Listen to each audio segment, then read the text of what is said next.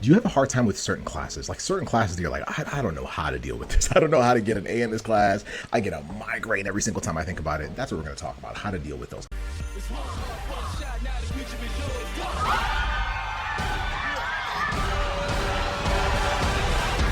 I'm going to show you the top 3 secrets to dominating your hardest classes. But before that, my name is Joseph Gugi. I am one of the co-founders of Pre-PT Grind, where for years we have helped students get into physical therapy school without wasting time or money. So if you're interested in physical therapy, or you're just trying to figure out how to get into a grad school or become a better student, we got you. This is the platform to be on. And of course, if you enjoy this episode, please be sure to like, subscribe, and share this out with someone else you believe would actually benefit from this. So let's dive in. Hard classes, because we all got them. I should tell you about 2 of mine. When I was in college, the 2 hardest classes, I'm talking like classes that made me lose sleep at night, were chemistry and physics. And I don't know what it was. It was like looking at a foreign language. I couldn't quite digest it. Other students seemed to catch on a lot faster than I did. But anytime I looked at the book, I was like, man, I don't know what I'm looking at. As the teacher was talking, I was trying to keep up. Have you ever had one of those classes where you're just like, I'm trying my best, but it just doesn't seem like it's clicking? That's what chemistry and physics were like for me. And I was terrified. In fact, I remember the first exam that we took in physics and I got a D on it. And I was like, oh man, I'm screwed, because I knew that I wanted to become a physical therapist. I knew that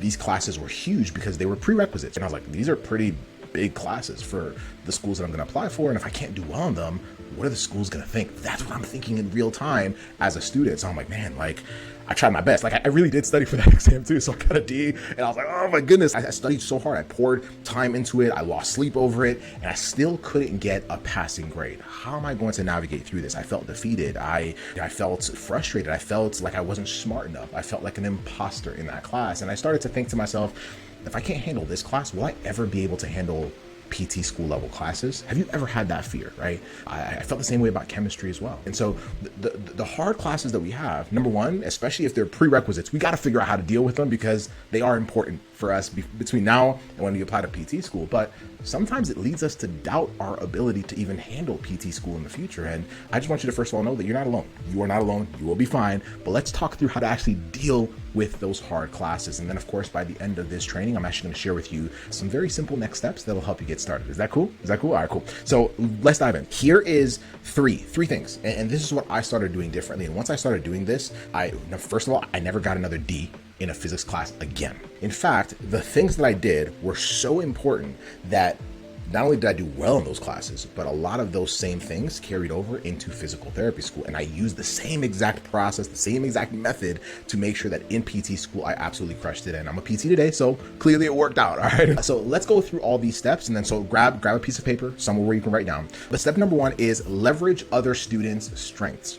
One of the main things that I notice is that a lot of us have a hard time asking for help. I don't know what it is. So I don't know if it's because we feel like we're competing against other people, especially in undergrad. So because of that, we're like, I don't know if asking for help is like like leverage other people's strengths. There are certain things that you will get that someone else might not. And there's other things that someone else will get that you will not. And it just makes sense that if you actually collaborate and work well together, then you can actually help each other out. That's one of the first things that I started doing. I had 2 classmates that we actually spent quite a bit of time studying. In fact, later on, we ended up getting into the same PT program. We were in the same class and we kept studying together all the way through the end of physical therapy school. And it started with these hard classes, but we actually would study on our own and then we would actually work together afterwards. And so we would see, what didn't make sense. And we realized that there's certain things that we could actually teach to each other because we just understood things differently. It's just how our minds work. And it was nice to also hear it from a classmate because they could explain it in just very basic terms. And so that's the first thing. Leverage other students' strengths. All right? You following? Okay. Let's go to step number 2. Write this down. Ask for help from the experts faster. Most students, and this is the mistake I used to make, is I used to wait until about a week before an exam before I started asking questions. And the reason for that was because I really didn't know what I didn't know because I wasn't keeping up. I was trying to keep up with the notes and I was there for lectures and things like that, but I wasn't studying the material in bite-sized chunks because if I had done that, I would have known, ooh, this still doesn't make sense before the next lecture. Does that make sense? And so now if I had done that in bite-sized chunks, I would have been able to ask for tailored help from the experts faster. And experts includes a professor, experts includes a teacher's assistant, expert includes my tutor. And I had tutors tutors, by the way. I had 2 tutors for chemistry and physics. That's how serious I was. But the mistake I made initially, even with asking my tutor for help, is I would just show up and say, I don't get any of it, right? And so keep in mind, I only have a certain amount of time with my tutors. And because I wasn't being super intentional initially with how I was trying to study the material and keeping up with it, I couldn't ask for the right type of help. But once I became intentional and I started breaking up my studying, then I can actually ask for help literally as soon as I saw the problem, or as soon as I saw the section that did not make sense way before the exam. Does that make sense? So I started asking for help faster so that I had time to actually learn the material before the test. Have you ever found yourself the night before an exam freaking out because you're looking at something that you seemingly learned, like maybe we learned about this in the lecture, but it's not clicking. It's, oh man, I didn't really learn it. I'm trying to learn it for the first time the night before the test. And who are you going to ask the night before the test? Maybe classmates, maybe YouTube, maybe just cross your fingers and hope that your teacher doesn't ask that question. That's overwhelming. So step number 2 is ask for help from the experts faster. Is this making sense? Please let me know in the comments below if this is clear, if this is making sense. And step number 3 is spend time mastering your learning strategies. Most of us, and I see it so many times, and we have plenty of students that we've worked with who have had very low GPAs. We've had GPAs as low as a 2.4 after graduating college. Now that student still got into PT school. They had to work with us. They joined our coaching program, and we worked with them until they got a yes from a school. And they're an amazing physical therapist today. We've had plenty of students like that. But one thing that I've noticed over the years is that a lot of students have never really learned how they learn, right? Now, let me ask you a question. After high school, did anyone ever sit you down and say, hey, now that you're done with high school, now that you're about to start college, let's help you figure out how you learn? Nobody did that for me, and I'm pretty sure nobody did that for you either. And so most of us are actually using high school strategies in college. And for some of y'all, it actually works, right? Memorization, cramming the information the night before the exam. But what happens 2 days after a test? If I asked you questions about a test 2 days after, would you remember? No, you wouldn't, because you literally held that information in here for a short period of time, short-term memory, and then you showed up to the test and said, all right, let me see if this works out. Let me see if I remember enough. So you just spit out the information, and then 1 to 2 days later, sometimes even that afternoon, you completely forgot the info because the test is done. But the problem is now the final exam comes, and now you're relearning all the info again. You see how this starts to build up, right? And so most of us are still using strictly just memorization, high school strategies, things that worked in high school and middle school, but don't work as well in college. So the last thing is you need to start spending time on learning strategies. What are the best learning strategies for you? And listen, like if you just follow something generic, it might not work for you, right? You want to figure out, how do you learn? How do you best retain information? Because once we can unlock that, then that becomes your way of making sure that when you learn something, it actually stays in here.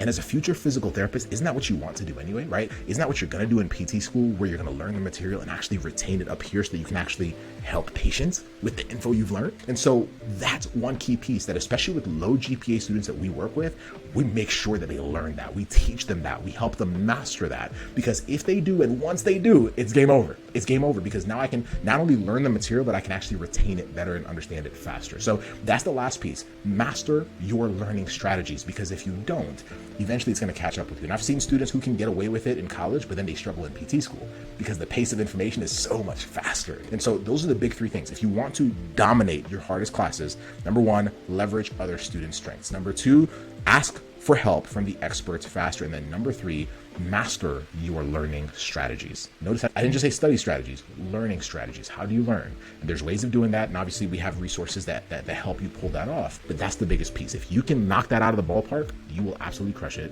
Every difficult class will no longer feel as difficult, or at least it won't be impossible. And you will be able to walk into a class that initially you would have probably had a D in. You can now get an A in that class and absolutely feel confident that you're not only going to have a really strong prerequisite GPA, but you'll actually be really strong in physical therapy school. Especially for those of y'all retaking classes, this is a big piece as well. I hope that was helpful. And if you found value in this, please be sure to let me know in the comments below. What was the biggest takeaway for you? What was one point that spoke to you? What was something that you're going to start working on as soon as possible so that you can get yourself closer to getting better grades, especially in the hardest classes that you have? And then, of course, be sure to share this out with someone that you believe would value this episode. And be sure to tune in for more episodes. We got plenty more, and we have plenty we've already done in the past. Just binge on all of it, and we're on all social media platforms as well. So just find us. And then the last thing is this. For those of you who really want to get into physical therapy school, but you don't know where to start, or you feel stuck, or you want guidance, then I have a free gift for you. I want you to go to www.acceptanceguides.com, and we have a free gift for you to get you started taking all the information that we've used to help hundreds and hundreds of students over the years get into PT school,